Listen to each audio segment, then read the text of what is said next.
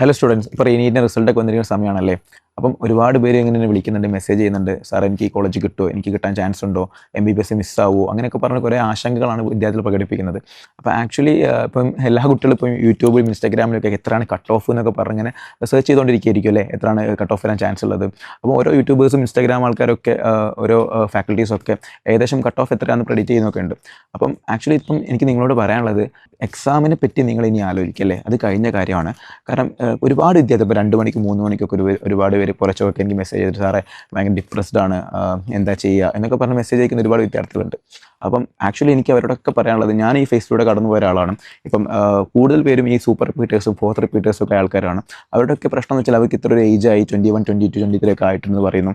അപ്പം എനിയിപ്പോൾ ഞാൻ കോളേജിൽ കയറി എപ്പോൾ ഞാനാണ് പാസ്പോർട്ടായിട്ട് ഇറങ്ങാം. അതേപോലെ തന്നെ ഫാമിലിയിൽ ഭയങ്കര പ്രഷറാണ്, നാട്ടുകാരങ്ങനെ പറയുന്നു, വീട്ടുകാരെങ്ങനെ പറയുന്നു. അങ്ങനെ കുറേ ഒരു എന്താ പറയുക, ഒരു മെൻ്റലി അവരൊരു ലൂപ്പിലാണ് ആക്ച്വലി ഉള്ളത്. അപ്പം ഈ കിട്ടിയ വിദ്യാർത്ഥികൾ ആക്ച്വലി അവർക്ക് സമാധാനിക്കുക. കാരണം എന്താണെന്ന് വെച്ചാൽ ഇനിയിപ്പം അവർക്ക് എല്ലാ കാര്യങ്ങളും എന്ത് ചെയ്യാൻ പറ്റും, തിരിച്ചെടുക്കാൻ പറ്റും എന്നുള്ളൊരു റിഡംഷൻ ഒരു ഫേസിലേക്ക് അവർ കിടക്കുകയാണ്. പക്ഷേ ആക്ച്വലി ഈ എന്താ പറയുക, ഈ കിട്ടാത്ത അല്ലെങ്കിൽ ബോർഡറിലുള്ള കുട്ടികളുടെ മെയിൻ മെൻറ്റാലിറ്റി എന്താണെന്ന് വെച്ചാൽ ഞാനത് അനുഭവിച്ചതാണ്. അവർക്ക് എന്താണെന്ന് വെച്ച് കഴിഞ്ഞാൽ ഇപ്പം ഒരു 565 ഒക്കെ ആണെങ്കിൽ 563, 64 ഒക്കെയാണ് ഇപ്പോൾ കട്ട് ഓഫ് ഏകദേശം വരുന്നുണ്ടായിരിക്കാം. അപ്പം ഒരു 560 എത്തിയ വിദ്യാർത്ഥികളാണെങ്കിൽ അവർ ജസ്റ്റ് ഒരു എന്താ പറയുക, ചുണ്ടിൻ്റെയും കപ്പിൻ്റെയും ഇടയിലൊക്കെ നമ്മൾ ഒരു മിസ്സായി എന്നൊക്കെ പറയാറില്ലേ, ആ ഒരു അവസ്ഥയിലായിരിക്കും അവരുണ്ടായിരിക്കാം. അപ്പോൾ അവരുടെ മെൻറ്റാലിറ്റി എന്ന് പറഞ്ഞു കഴിഞ്ഞാൽ ഇത്രയും കാലം അവർ കഷ്ടപ്പെട്ട് പഠിച്ചത് വെറുതെ ആയി പോയോ എന്നുള്ളൊരു തോട്ടിലേക്കാണ് അവരെ എന്ത് ചെയ്യുക, ഈ ഒരു ക്വസ്റ്റ്യൻ മാർക്കിലൂടെ ആയിരിക്കും അവർ മുമ്പോട്ട് പോകുന്നുണ്ടായിരിക്കാം.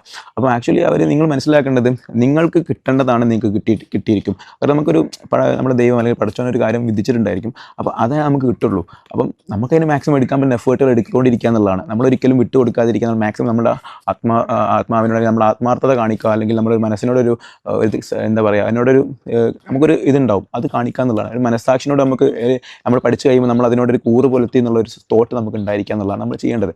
അപ്പം എനിക്കറിയാം ഒരുപാട് വിദ്യാർത്ഥികളും 10, 12, 14, 16 മണിക്കൂർ വരെ പഠിച്ച ഒരുപാട് എൻ്റെ സ്റ്റുഡൻസുകളുണ്ട്. അപ്പോൾ അവർ പേഴ്സണലി എനിക്ക് അറിയുന്നതാണ്. അപ്പം അവർക്കൊക്കെ ചില ആൾക്ക് നീറ്റ് കിട്ടിയവരുണ്ട്, കിട്ടാത്തവരുണ്ട്. അപ്പം അതൊക്കെ ആക്ച്വലി എന്ന് പറഞ്ഞാൽ അവർ പഠിച്ചത് മാത്രം വെച്ചിട്ടല്ല, കുറച്ച് നമുക്ക് ലക്ക് ഫാക്ടറും കൂടിയുണ്ട്. നമ്മുടെ എഴുതുന്ന എക്സാമിന് പ്രത്യേകത ഒരു 3-3.25 മണിക്കൂറുള്ള എക്സാമാണ്. ആ സമയത്ത് നമ്മൾ എങ്ങനെ പെർഫോം ചെയ്യുന്നുള്ള കാര്യം കൂടി നമ്മളെ എന്ത് ചെയ്യുന്നുണ്ട്, അല്ലെങ്കിൽ ആ ദിവസം നമ്മുടെ ഡേ ആകുന്ന സമയത്താണ് നമുക്ക് വിചാരിച്ച പോലെ പെർഫോം ചെയ്യാൻ പറ്റുള്ളൂ. കുറേ ലക്ക് ഫാക്ടേഴ്സ് ഉണ്ടാവും. അങ്ങനെ നമ്മൾ പഠിച്ച ക്വസ്റ്റ്യൻസ് തന്നെയാണ് വരുന്നതെങ്കിൽ നമുക്ക് നല്ല സ്കോർ ചെയ്യാൻ പറ്റും. അങ്ങനെ പല മെത്തേഡ് അല്ലെങ്കിൽ പല കാര്യങ്ങളിലൂടെ ആയിരിക്കാം ഈ ഒരു കാര്യം കടന്നു പോകുന്നത്. അപ്പം നമ്മുടെ ഒരു അന്നത്തെ ദിവസം മാർക്ക് ഇപ്പം കുറഞ്ഞു പോയി എന്ന് കരുതി നമ്മൾ പഠിച്ചില്ല എന്നൊന്നും അർത്ഥമില്ല. അപ്പം ഞാൻ ഈ വീഡിയോ ചെയ്യുമ്പോൾ പ്രധാനമായിട്ടും ഇത് കേൾക്കേണ്ടത് ആക്ച്വലി സ്റ്റുഡൻസിനേക്കാളും കൂടുതൽ പാരൻസ് ആണ്. ഒരിക്കലും നിങ്ങളുടെ മക്കളെ നിങ്ങൾ ഒരിക്കലും പഠിക്കാത്ത കുട്ടികളാണെന്ന് പറഞ്ഞിട്ടോ, അല്ലെങ്കിൽ എന്താ പറയുക ഇത്രയും വർഷം കളഞ്ഞില്ല എന്ന് പറഞ്ഞാൽ ഒരിക്കലും നിങ്ങൾ അവരെ എന്ത് ചെയ്യരുത്, അവോയ്ഡ് ചെയ്യുക, അല്ലെങ്കിൽ അവരെ ഡിപ്രഷനിലേക്കൊന്നും കൊണ്ടുപോകരുത്. കാരണം അവർ ചെയ്യാൻ പറ്റുന്ന മാക്സിമം ചെയ്തിട്ടുണ്ടായിരിക്കും. ഈ ഒരു എന്താ പറയുക, ഈ ഒരു കമ്മ്യൂണിറ്റിയിലുള്ള ആൾക്കാർക്ക് ഇതിനെപ്പറ്റി മനസ്സിലാവുള്ളൂ. കാരണം എത്രത്തോളം പ്രഷറും കാര്യങ്ങളുമാണ് ഈ വിദ്യാർത്ഥികൾ നീറ്റ് സമയത്ത് ഒരു 1 ഇയർ പ്രിപ്പറേഷനിൽ കടന്നു പോകുന്നുള്ളത് നിങ്ങൾക്ക് മനസ്സിലാവാത്തത് കൊണ്ടാണ്. കാരണം അവരുടെ ഒരു മെൻറ്റാലിറ്റി എന്ന് പറയുന്നത് ഈ ഫ്രണ്ട്സ് സർക്കിൾ ഇല്ല, അതേപോലെ തന്നെ അവർക്ക് അവരുടെ ഈ ഒരു പ്രായം, ഒരു ഏജ്, അതൊക്കെ അവർ മാറ്റി അവരുടെ എല്ലാ കാര്യങ്ങളും അവർ എൻജോയ്മെൻ്റ് ഒക്കെ മാറ്റിയിട്ടായിരിക്കാം അവർ പഠിക്കുന്നത്. അപ്പോൾ അതേപോലെ തന്നെ ഒരു ഫോൺ യൂസേജും കാര്യങ്ങൾ, സോഷ്യൽ മീഡിയ, അവരുടെ കൂടെ പഠിച്ച് ഇപ്പോൾ സൂപ്പർ റിപ്പീറ്റേഴ്സിനെ കേസ് ഞാൻ പ്രത്യേകം പറയാം. കാരണം എനിക്കത് റിലേറ്റബിൾ ആണ്. കാരണം ഈ സൂപ്പറും ഫോർത്തൊക്കെ ചെയ്യുന്ന വിദ്യാർത്ഥികളാണ് അവരുടെ കൂടെയുള്ള പഠിച്ച് +2 ഒക്കെ പഠിച്ച കുട്ടികളാണെങ്കിൽ ഏതെങ്കിലും ജോലിയിലൊക്കെ എത്തിയിട്ടുണ്ടായിരിക്കും, അല്ലെങ്കിൽ അവർ കല്യാണം കഴിഞ്ഞ് സെറ്റിൽ ആയിട്ടുണ്ടായിരിക്കാം, അല്ലെങ്കിൽ എന്തെങ്കിലും കാര്യങ്ങളൊക്കെ ആയിട്ട് അങ്ങനെ പോയിട്ടുണ്ടായിരിക്കും. അപ്പം അവരൊക്കെ ഒരു നല്ല രൂപത്തിൽ അല്ലെങ്കിൽ കോളേജിലൊക്കെ നല്ല എൻജോയ് ചെയ്തുകൊണ്ടിരിക്കുകയായിരിക്കും. അപ്പോൾ ഇതൊക്കെ സ്റ്റാറ്റസും റീൽസും ഒക്കെ അല്ലെങ്കിൽ സ്റ്റാറ്റസൊക്കെ കാണുന്ന സമയത്ത് ഇവർ സ്വാഭാവികമായിട്ടും ഡിപ്രസ്ഡ് ആവുകയാണ്. കാരണം നമ്മളൊന്നും ആയിട്ടില്ലല്ലോ, നമ്മൾ കുറേ വർഷം ഈ പണിനെ ചെയ്തുകൊണ്ടിരിക്കുന്നു, ഒന്നും ആവാൻ പറ്റുന്നില്ലല്ലോ എന്നുള്ളൊരു മൈൻഡ് വല്ലാതെ ലൂപ്പ് പെട്ടിരിക്കുകയാണ്. അപ്പം ആക്ച്വലി എനിക്ക് അവരോടൊക്കെ ഞാൻ വിളിക്കുമ്പോഴൊക്കെ പറയാനുള്ളത്, ഇപ്പം നിങ്ങൾ ചെയ്യാൻ പറ്റുന്ന മാക്സിമം ചെയ്തിട്ടുണ്ട്. അപ്പം ഇനി കഴിഞ്ഞ എക്സാമിന് പറ്റിയ മിസ്റ്റേക്സിനെ പറ്റി ആലോചിച്ച് വെറുതെ വെറീഡായി നിങ്ങൾ മെൻ്റൽ ആ ഒരു സ്റ്റാറ്റസ് അല്ലെങ്കിൽ മെൻ്റൽ നിങ്ങൾ എന്താ പറയുക പീസ് നഷ്ടപ്പെടുത്താതിരിക്കുക. കാരണം നിങ്ങൾക്ക് ചെയ്യാൻ പറ്റുന്ന ചെയ്ത് കഴിഞ്ഞാണ്. അപ്പോൾ അവിടെ നിങ്ങൾക്ക് മിസ്റ്റേക്സ് ഇങ്ങനെ അത് തെറ്റി അത് കിട്ടിയിരുന്നെങ്കിൽ എനിക്ക് മറ്റേ നല്ല മാർക്ക് കിട്ടുമായിരുന്നല്ലോ, അന്ന് പഠിച്ചിരുന്നത് കിട്ടുമായിരുന്നു, ഇനി അത് പറഞ്ഞിട്ട് കാര്യമല്ല. ഇനി ചെയ്യാൻ പറ്റുന്ന കാര്യം എന്ന് വെച്ച് കഴിഞ്ഞാൽ, ഇനി നമ്മൾ നെക്സ്റ്റ് സ്റ്റെപ്പ് എന്തെടുക്കാൻ പറ്റും, അതായത് ഇത്രയും കാര്യം കഴിഞ്ഞു, ഇനി നിങ്ങളിപ്പോൾ എക്സാം കഴിഞ്ഞിട്ട് റിസൾട്ട് വന്ന് ഇരിക്കുന്ന സമയമാണ്. അപ്പോൾ നിങ്ങൾ എന്ത് ചെയ്യുക, ഒരു അലോട്ട്മെൻറ്റ് കാര്യം തുടങ്ങിയിട്ടില്ല, അപ്പോൾ അതുവരെ നിങ്ങളൊന്ന് റിലാക്സ്ഡ് ആവുക, മാക്സിമം റിലാക്സ് ആയിക്കോളി. വേറെ പ്രത്യേകിച്ച് കാര്യങ്ങളൊന്നുമില്ല. ട്രിപ്പ് പോകാം, ഫാമിലിനോട് സമയം സ്പെൻഡ് ചെയ്യാം, നിങ്ങളുടെ റിലേറ്റീവ്സിനോട്, കസിൻസിനോടൊക്കെ സമയം സ്പെൻഡ് ചെയ്യാം, ഫ്രണ്ട്സിനോട് സമയം സ്പെൻഡ് ചെയ്യാം, നല്ല ഫുഡ് കഴിക്കുക, അങ്ങനെ മാക്സിമം എൻജോയ് ചെയ്യാൻ പറ്റുന്ന കാര്യങ്ങളൊക്കെ നിങ്ങളിപ്പോൾ ചെയ്യാം.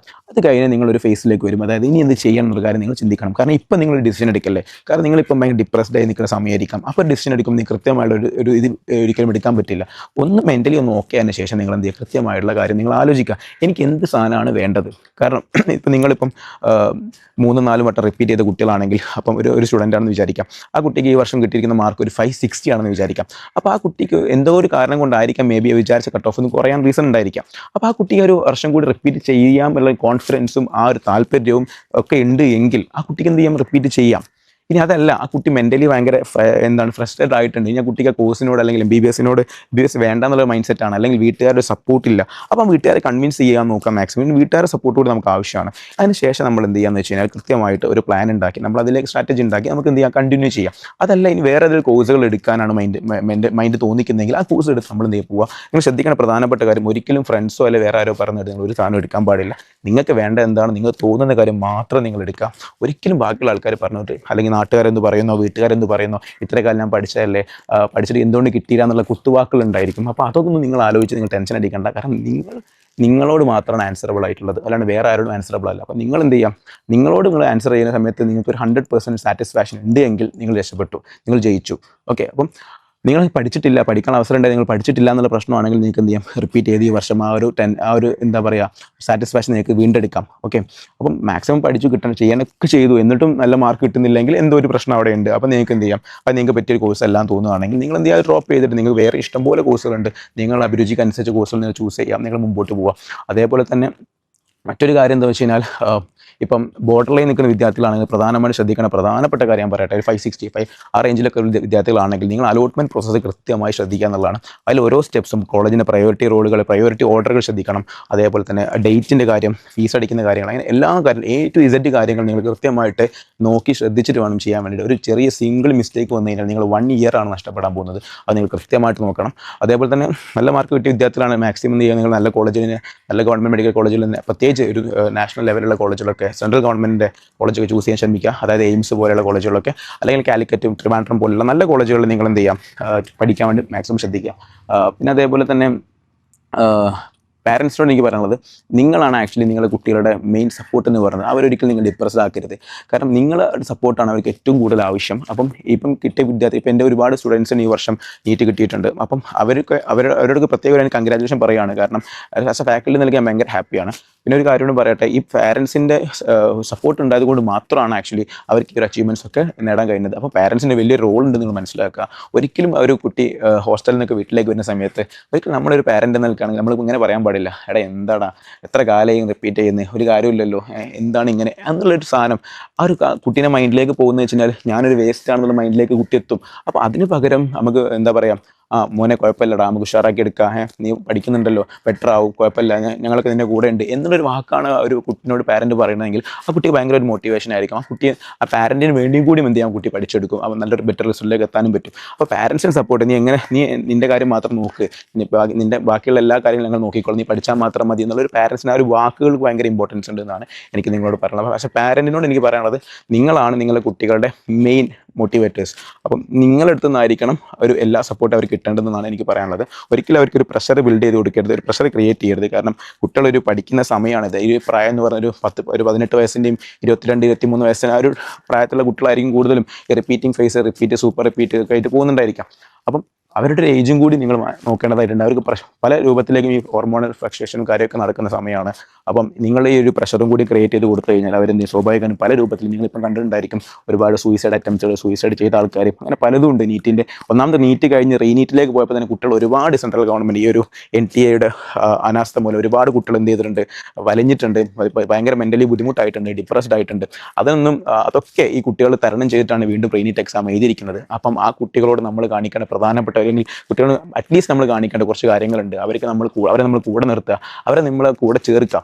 അപ്പം പല കുട്ടികൾക്കും ഉണ്ടാകുന്ന മെയിൻ സാധനം എന്ന് വെച്ചാൽ ഈ ലൂപ്പ്. അതായത് ഈ കുട്ടികൾ നീറ്റിന് വേണ്ടി പഠിക്കാൻ പോയ കുട്ടികൾ, എനിക്കറിയാം, റിലേറ്റബിൾ ആയതുകൊണ്ട് പറയുന്നത്, നമ്മൾ ഹോസ്റ്റലിലൊക്കെ പഠിച്ച് കഴിഞ്ഞ് തിരിച്ച് നമ്മൾ നാട്ടിലേക്ക് എത്തുമ്പോൾ നമ്മൾ ഫ്രണ്ട്സൊക്കെ പോയിട്ടുണ്ടാകും, ഫ്രണ്ട്സിൻ്റെ ഒരു സർക്കിൾ നമുക്ക് മിസ്സായിട്ടുണ്ടായിരിക്കും. അതേപോലെ തന്നെ നമ്മൾ പിന്നെ കല്യാണത്തിന് പോകുമ്പോഴോ അല്ലെങ്കിൽ വേറൊരു ഫംഗ്ഷന് പോകുമ്പോഴോ നമുക്ക് അവരുടെ കൂടെ അല്ലെങ്കിൽ ആൾക്കാർ കാണുമ്പോൾ എന്തൊക്കെ ഒരു പ്രശ്നം, ഒരു ഭയം, ടെൻഷനൊക്കെ നമ്മൾ ഫീൽ ചെയ്യാറുണ്ട്, ഒരു ഒറ്റപ്പെട്ട ഒരു ഫീൽ എപ്പോഴും ഉണ്ടാവാറുണ്ട്. അപ്പോൾ അതൊക്കെ പെട്ടെന്ന് നമ്മൾ എന്ത് ചെയ്യണം എന്ന് വെച്ചാൽ ഓവർകം ചെയ്യേണ്ടതായിട്ടുണ്ട്. അപ്പോൾ അത് ഓവർകം ചെയ്യണമെങ്കിൽ നമ്മൾ ഈ സ്റ്റുഡൻസിനെ ഓവർകം ചെയ്യണമെങ്കിൽ എന്താണ് നമ്മുടെ പാരൻസും അവരുടെ ഫ്രണ്ട്സും ഒക്കെ അവരെ കൂടെ നിർത്തുക, മാക്സിമം എന്ത് ചെയ്യുക, സപ്പോർട്ട് ചെയ്യുക, കഴിഞ്ഞ കാര്യങ്ങളെപ്പറ്റി അവർ ആലോചിക്കാണ്ട് അവരെ പ്രചോദിപ്പിക്കുക, അല്ലെങ്കിൽ മോട്ടിവേറ്റ് ചെയ്തിട്ട് മുമ്പോട്ടുള്ള കാര്യങ്ങളെപ്പറ്റി മാത്രം സംസാരിക്കുക.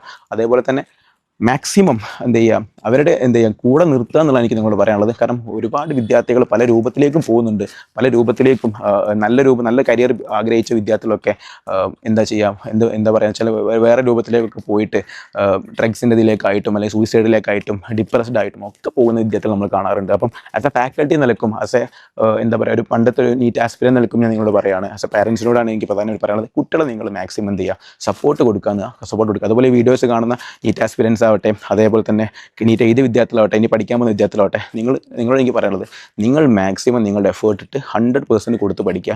നിങ്ങൾ പാരൻസിനും കൂടി വേണ്ടി നിങ്ങളൊന്ന് പഠിക്കാമെന്ന് ശ്രദ്ധിക്കുക. എപ്പോഴെങ്കിലും നിങ്ങൾ പഠിത്തത്തിൽ പിന്നോട്ട് പോകുന്ന സമയത്ത് നിങ്ങളുടെ പാരൻറ്റിനെ ഓർക്കുക. അത് വളരെ ഒരു മോട്ടിവേഷനാണ്. അവർക്ക് നിങ്ങൾ പഠിച്ച് നല്ല റിസൾട്ട് ഉണ്ടാകുന്ന സമയത്ത് അവർക്ക് കിട്ടുന്ന ഒരു സന്തോഷം എന്ന് പറഞ്ഞാൽ ഈ ലോകത്ത് വേറൊരു സന്തോഷവും നമുക്കത് അതിൽ വിലമതിക്കില്ല. കാരണം എന്ന് വെച്ചാൽ നിങ്ങൾ അവരുടെ കണ്ണിൽ കാണുന്ന സന്തോഷം ഭയങ്കര ഒരു എന്താ പറയുക, നീറ്റ് കിട്ടി, എനിക്ക് ഉമ്മ അല്ലെങ്കിൽ ഉപ്പ എനിക്ക് നീറ്റ് കിട്ടി, എന്നെ ഗവൺമെൻറ് മെഡിക്കൽ കോളേജിൽ സീറ്റ് കിട്ടി എന്ന് പറയുമ്പോൾ ഉണ്ടാവുന്ന അവരുടെ മനസ്സിലുണ്ടാവുന്ന, അല്ലെങ്കിൽ അവർക്ക് നിങ്ങളോട് തോന്നുന്ന പ്രൗഡ് മൂമെൻറ്റ് ഉണ്ടായിരിക്കും. അത് ഭയങ്കര ഒരു സംഭവമാണ്. അത് നിങ്ങൾ അനുഭവിച്ചറിയണം. അത് നിങ്ങൾക്ക് പറ്റും, നിങ്ങളെ കൊണ്ട് പറ്റുമെന്ന് എനിക്ക് പറയാനുള്ളത്. അപ്പോൾ നിങ്ങളെല്ലാവരും നല്ലോണം പഠിക്കുക, ആത്മാർത്ഥമായിട്ട് പഠിക്കുക, ഉഷാറായിട്ട് പഠിക്കുക, ഒരിക്കലും ഡിപ്രസ്ഡ് ആവരുത്. ഇനി നീറ്റ് പറ്റില്ല, വേറെ കോഴ്സിലേക്കാണ് പോകേണ്ടത്, ഇഷ്ടംപോലെ കോഴ്സുകളുണ്ട്, ഒരു പ്രശ്നവുമില്ല. അങ്ങനെ നിരന്ന് എടുക്കുകയാണ്, നിങ്ങൾക്ക് ഏത് കോഴ്സിലേക്ക് നിങ്ങൾക്ക് എടുക്കാൻ പറ്റും. അല്ലാണ്ട് MBBS മാത്രമൊന്നല്ല ഒരു നല്ല കോഴ്സ് എന്ന് പറയുന്നത്, ഇഷ്ടംപോലെ നല്ല നല്ല കോഴ്സുകൾ ഇവിടെ നമ്മുടെ സ്ട്രീമിലുണ്ട്, അവൈലബിൾ ആണ്.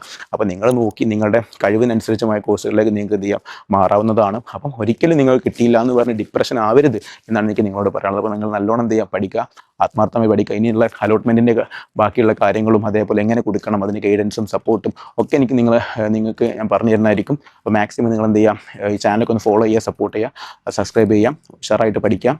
അപ്പം ദ ബെസ്റ്റ്.